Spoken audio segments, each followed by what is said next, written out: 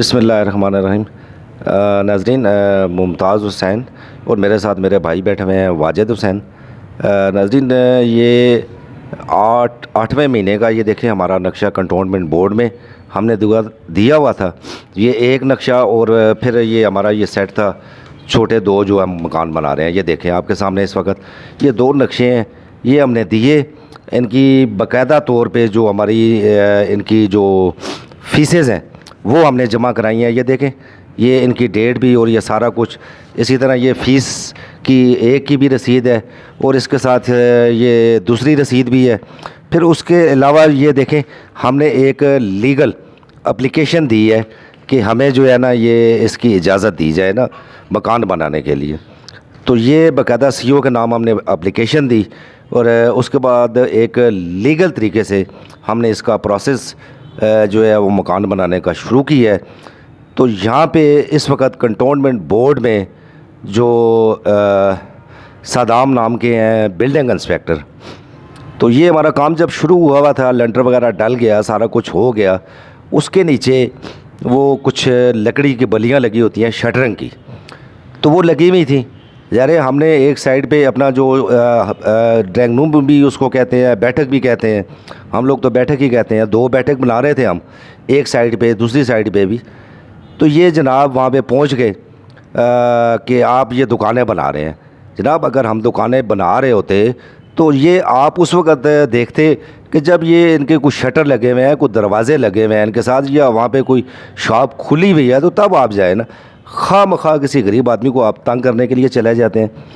तो जब हम इनके पास ऑफिस में जब गए तो ये इन्होंने कहा जी कि ये देखें जी, मैंने इनको कहा कि देखें हम जब ये शटरिंग खुलेगी, ये आपको सामने नज़र आ रहा है, यहाँ पे दरवाज़ा लगना है, ये दीवारें बंद होनी है। ज़ाहिर है कि वो हमने अपने एक सिस्टम से बनाना होता है, कोई एक दफ़ा तो सारा नहीं बन जाता ना, प्लस्तर भी होने हैं, अभी तो सारा काम पड़ा हुआ था। तो इन्होंने कहा जी कि नहीं ऐसे ऐसे, ज़ाहिर है कि वो पैसों के लिए जो उन्होंने अपना एक जो सिस्टम बनाया हुआ है, पूरी टीम ये मिली हुई है।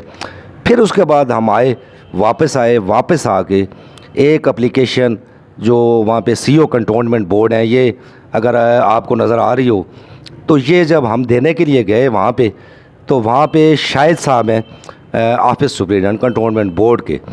तो वो उनको मुतलका जो बंदा है सदाम, उनको बुलाया, वो आ गया, नक्शा लेके आएगा, वो देखा उन्होंने। तो बल्कि हमारी दादरसी करने के अलावा वो हमें इस बात की धमकियाँ देने लगे जी कि हम आपको नोटिस भेज रहे हैं। जनाब बिल्कुल आप हमें नोटिस भेजें, अगर हमारा काम गैर कानूनी है तो उसको आप गिरा दें। अगर गैर कानूनी नहीं है तो मेरा इस वक्त जो कंटोनमेंट बोर्ड के आला काम जो इस वक्त बैठे हुए हैं, खुदारा ये जो आपने इधर बंदे बैठाए हुए हैं, या तो सीटों पे मिलते ही नहीं हैं, अगर मिलते हैं तो बग़ैर पैसों के ये कोई काम नहीं करते।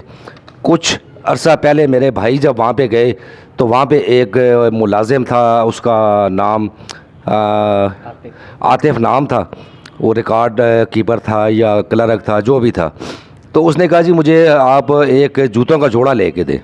हमारी रिकॉर्डिंग उसके पास मौजूद है, ये पूरे का पूरा अमला मिला हुआ है। वो सीओ साहब तो कम से कम हम जो है ना ये चक्कर लगा के एक दिन भी हमें सीओ साहब वहाँ पे नहीं मिले। जब भी पूछें जी कि वो गए हुए हैं जी, आ नहीं रहे जी, छुट्टी पे है। उस दिन भी जब हम एप्लीकेशन देने गए तो उन्होंने कहा जी एक हफ़्ता छुट्टी पे। जनाब हमने उनसे नंबर मांगा सीओ साहब का कि हम सीओ साहब से ख़ुद बात करते हैं, तो उन्होंने कहा जी हम आपको नंबर नहीं दे सकते। जनाबे वाला ये पूरा जो अमला इस वक्त बैठा हुआ है, जो ये सदाम है बिल्डिंग इंस्पेक्टर, और वहाँ पे शायद सुपरिटेंडेंट जो बैठे हुए हैं ऑफिस सुपरिटेंडेंट, इन्होंने हमें बल्कि वो जलील ख्वार एक किस्म का कार्यक्रम वहाँ से दफ्तर से निकाला कि हम आपको नोटिस भेजेंगे। जनाब बिल्कुल बिस्मिल्लाह आप हमें नोटिस भेजें, आए चेक करें। इसलिए मेरे जो इस वक्त कंटोनमेंट बोर्ड के आला हुकाम हैं, मेरी उनसे अपील है कि वो मौके पे आएँ, चेक करें। अगर हम गलत हैं हमारी बिल्डिंग करा दें, अगर ये अमला गलत है तो खुदारा ऐसे अमले को कंटोनमेंट बोर्ड से फौरी इनके ख़िलाफ़ कानूनी कार्रवाई की जाए और इनको यहाँ से किसी ऐसी जगह पे ट्रांसफ़र कर दें कि ताकि अटक के जो कंटोनमेंट बोर्ड में रैश पजीर लोग हैं उनके लिए वो कुछ सुख का सांस ले सकें। ये आया दिन इनकी कारस्तानियाँ जनाब, आप बाहर निकलें, ये मल्ला नूर जहाँ पे हम मकान बना रहे हैं, वहाँ पे आके चेक करें कि कितने वहाँ पे नक्शे पे बने हुए हैं मकान, कितनी दुकानात नक्शे पे बनी हुई हैं। वहाँ तो मार्केटें भी ऐसी बनी हुई हैं जिनके पास नक्शे नहीं है, ये तो पैसे लेके बना देते हैं वहाँ पे। लेकिन हम जनाब ना रिश्वत देते हैं, रिश्वत देने और लेने वाला दोनों जहन्नमी है, ना हम देते हैं ना हम लेते हैं। हमने जो काम किया है हक हलाल की कमाई से कर रहे हैं, और इंशाअल्लाह अगर हम गलत हैं तो बेशक आप आके हमारा मकान गिरा दें। अगर ये लोग गलत हैं तो इनके ख़िलाफ़ फौरी तौर पे कानूनी कार्रवाई कीजिए। मेरे साथ वाजिद हुसैन मेरे भाई बैठे हुए हैं, इनसे भी आप ये आपको बताएंगे कि वहाँ पे इनके साथ उन लोगों ने क्या हालात की कि चक्कर लगा लगा के हम थक जाते हैं। सफाई का इंतज़ाम देखें, मल्ला नूर में गलियाँ नालियाँ नाले, कोई स्वीपर नहीं होता, किसी जगह पे कुछ नहीं होता। तो ये लोग उस तरफ तवज्जो देने के बजाय उल्टा लोगों की जेब जो है ना वो उसमें इनकी नज़र होती है, ताकि इनको किसी न किसी तरह कोई अपना जेब भरने के लिए पैसे मिल जाएं। तो जनाब मेरी बार बार यही गुजारिश है कि इस वक्त कंटोनमेंट बोर्ड अटक के जितने भी आला हकाम है इसको फौरी तौर पे एक्शन लिया जाए। और ये हमने दरख्वास्त दी है मोरखा, कौन सी डेट को हमने दी है जी, यहाँ पे मोरखा 20/10/2020 को हमने ये दरख्वास्त दी है, ये डेट इसके ऊपर मेंशन है। तो इसके ऊपर फौरी तौर पर कानूनी कार्रवाई करके अगर हम गलत हैं तो जनाबे वाला हमारा मकान गिरा दिया जाए, अगर ये गलत हैं तो इनके ख़िलाफ़ फौरी तौर पे एक्शन लिया जाए, ताकि अटक की आवाम को सुख का सांस ले और ऐसे जो है करप्ट अफसरान या अमला है उनसे हमारी जान छूट सके।